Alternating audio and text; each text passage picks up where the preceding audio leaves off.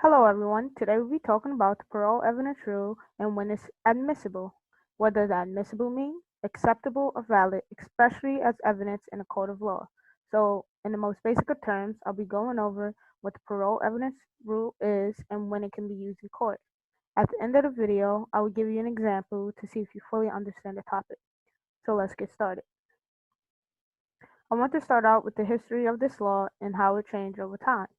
From the beginning of the Anglo-Saxon rule in England that is roughly parallel to the barbarian invasions in Europe and to the emergence of the seal in the 13th century, a period characterized by a general disputability regarding written instruments and a general prevalence of extrinsic evidence over the contents of documents.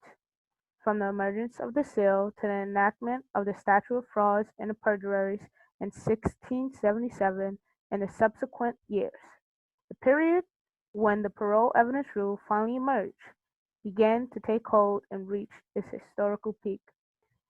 From then on into the 19th century, a period of slow decomposition and the emergence of exceptions.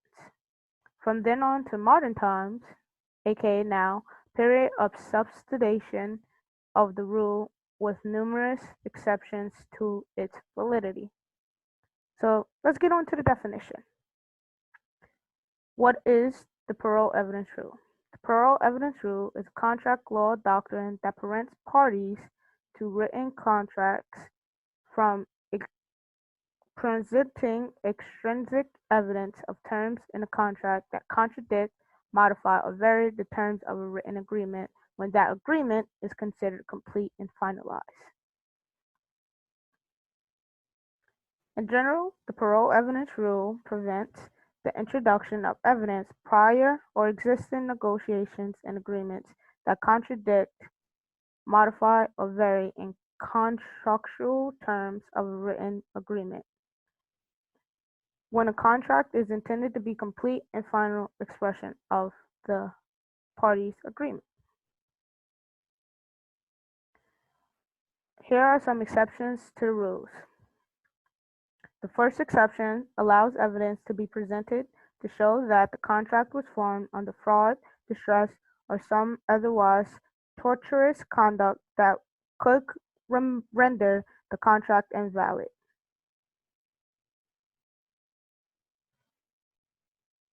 This evidence can include communication between the parties or other evidence that would suggest fraud, misrepresentation, distress, and etc.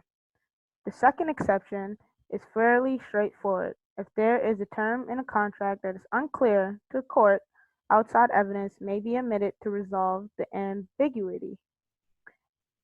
Ambiguity here could also refer to the words that have double meanings. The third exception is also straightforward. A party may introduce evidence showing that the consideration was never paid. Sorry, I misspoke.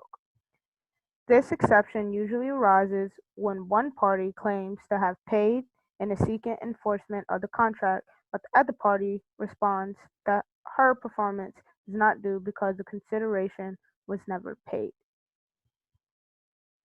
The next exception, evidence may be introduced to show that specific terms in a contract was a mistake. Specifically, that mistake was made because of grammatical error or it wasn't too clear and concise and y'all both mixed up what was going on. The sixth exception allows for evidence showing that condition must be met before the contract could be performed. A good example of this is requiring an inspection before the sale of a house. Number 5, a related argument if it does not contradict or change the main contract. Lastly, subsequent modification of the contract.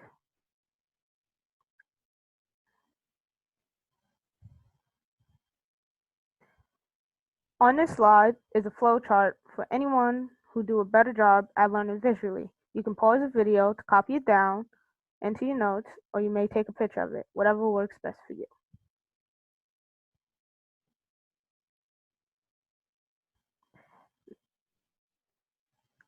Now this is where we put what we learned to the test. Here are two examples of the same case. Try to see how the judge should rule for both questions. You can pause the video to read the questions, and after, the answer will be given to you.